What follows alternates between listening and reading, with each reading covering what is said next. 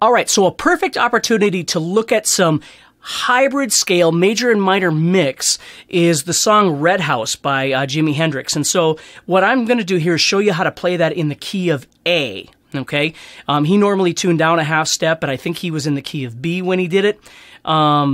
But we're going to be playing in A, okay? So that way we're putting it into a key that's pretty common for us to play in. So what we're going to do here is we're going to start off by going up to, we're going to play on the first string, the 9th fret, the second string, the 8th fret, and the third string, the 9th fret, okay? So we're making a little 7th shape right there.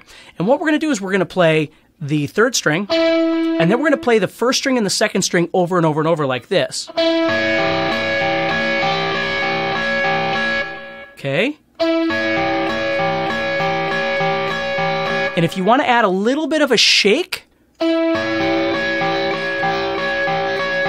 sounds pretty cool. A little vibrato in there. And then you're going to move down 1 fret. So you're on 8 and 7, and you're going to do the same thing.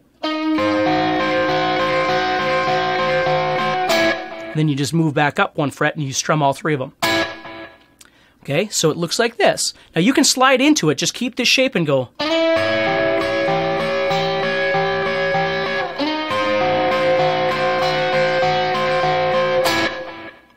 That's the beginning.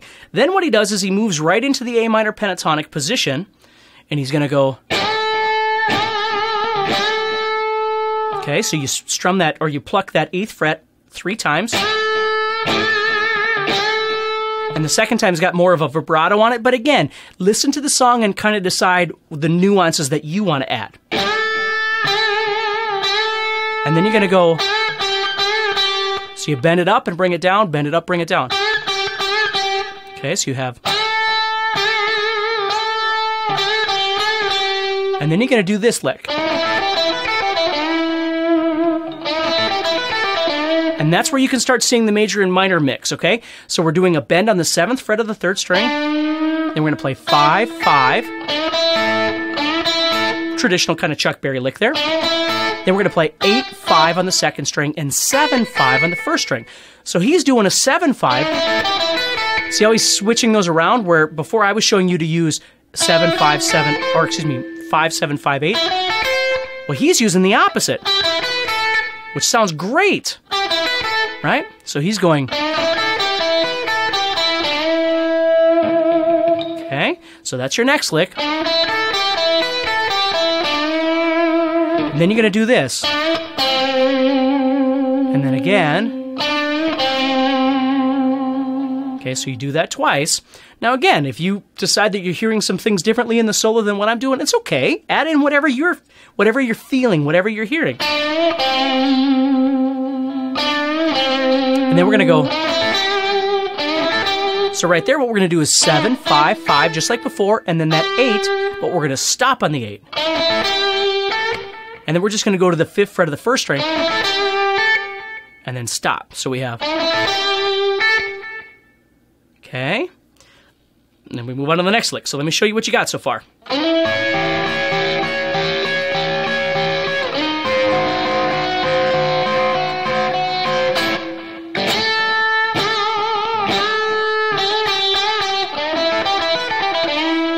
And then, again, and then we're going to go to this lick. So we're going to do the same kind of thing. Okay, so we're doing 7, 5, 5, 8, 5, 7. But we're not going to bend the last 7. See how he does the same licks over and over and over? Just the phrases are different, right? Okay, then we're going to go into this. And there's very reminiscent of the hybrid scale we were just looking at. So what he does is after he comes off, we're going to go into 5 and 7. So I'm doing a hammer-on from 5 to 7 on the 2nd string. Then back to the 5. And then the 7 on the 3rd string, just like I was telling you before. And then he does a hammer-on from 5 to 6. And then here he's going to go 7, 5, 7, 6, 5, 4.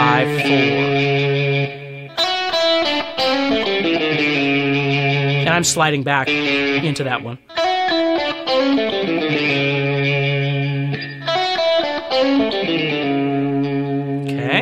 we're going to move on to this lick.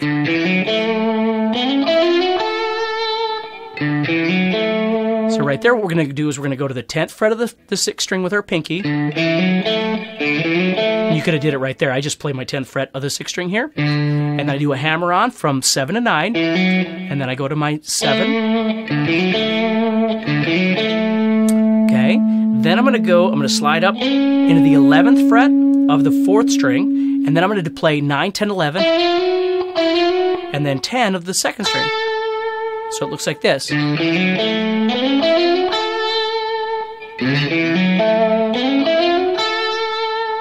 that? And then we're going to end it with a 12 bend. Just a little blues bend there. Just like that. Okay? So again, don't get frustrated. I just want to show you this whole thing, and then you can break it down. You can learn just 2 parts of it, or 3 parts of it, or 1 part, or the whole darn thing. It's entirely up to you. I just want you to see how it works, because there's a lot of great licks in here. This is Jimi Hendrix, for goodness sake. So we've got the very beginning. Let me go through this again, and if you're doing okay with this, play along with me. Okay, here we go. 1, 2, 3, 4. And we move back 1 fret. And we go up and strum it. Then.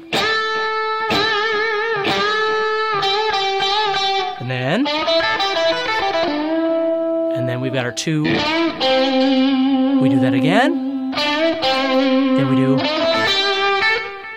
And then we go.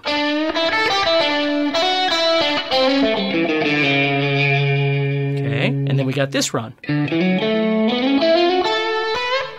Now we've got.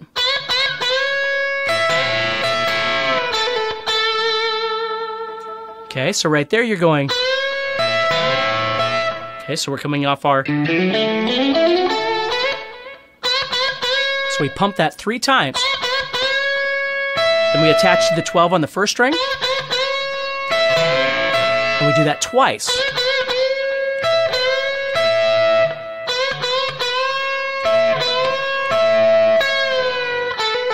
So we bring that down. Do a hammer-on pull-off from 10 to 12. Then we pluck that 10 again. So we have.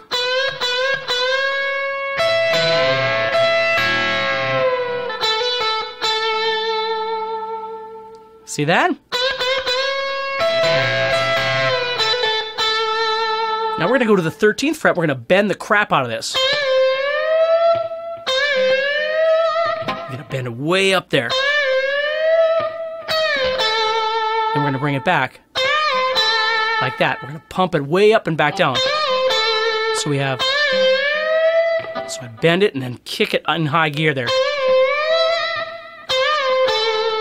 And then I'm going to end with a 12 bend again. So I'm doing 12, 12, bring that 12 back. Okay. Now again, I know that's a lot, and remember, you don't have to learn all this in 5 minutes. You don't have to learn it all in a day, right? If you really like this solo, for instance, and you really want to learn how to play it, you would take it piece by piece. Don't worry about the end until you can play the beginning, right?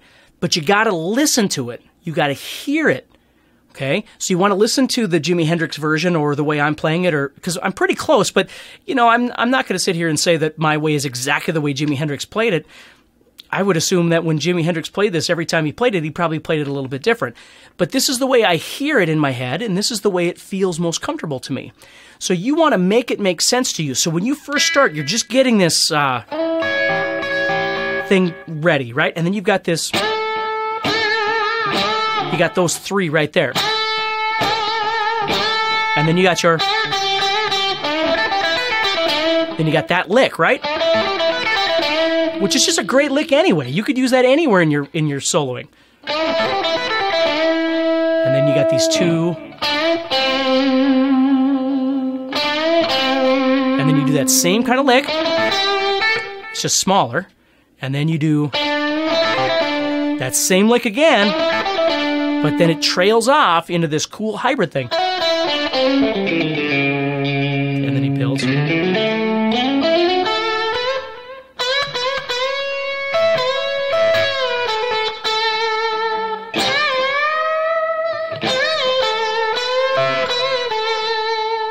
See, it's all about, once you get the basic premise of what you're trying to do, you have to sell the feel. You've got to sell the vibrato. You've got to, excuse me, I got a cold. You got to sell those bends. You know what I mean? Those are the kind of things that you have to try and work on, is trying to make the guitar sing. It's not just a matter of learning the tab or something, but making the guitar sing. If you could make the guitar sing and play the solo a little bit differently than I'm doing, who cares?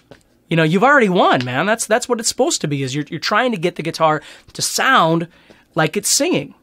You know, instead of singing from our mouth, we're singing with our hands, right? So this is just a really, really fun solo, and it's certainly worth looking at and breaking down a little bit. And again, you and I can talk about this as much as you need to, but always remember, with everything that you learn, is number one, you've got all the time in the world. There's no hurry, okay? Because we want to borrow elements from this to use in our own playing. It doesn't mean don't be all or nothing. Don't ever be that person, right? You got to do it all or you won't do any of it. Don't do that. There's stuff in here that you could use, even if it was just, which is probably my favorite lick in here, is that lick right there. But that's the one that I would use most, I think, if I was using this. Some stuff from here. Or the, I love that little ending thing too. But so you just draw some of those and use them in your own playing, okay? So don't be in a hurry. Right? Take your time and take it piece by piece, and only use the ones that you really think are the most important. If you listen to me play this and go, most of that I don't really care about, but that one thing in there, that's pretty cool, then that's what you need. So stay positive. Take care, keep practicing, and let's talk about this as much as we need to, but you got to keep going and you got to keep learning. Use the stuff in your playing. So take care, and I'll speak to you soon.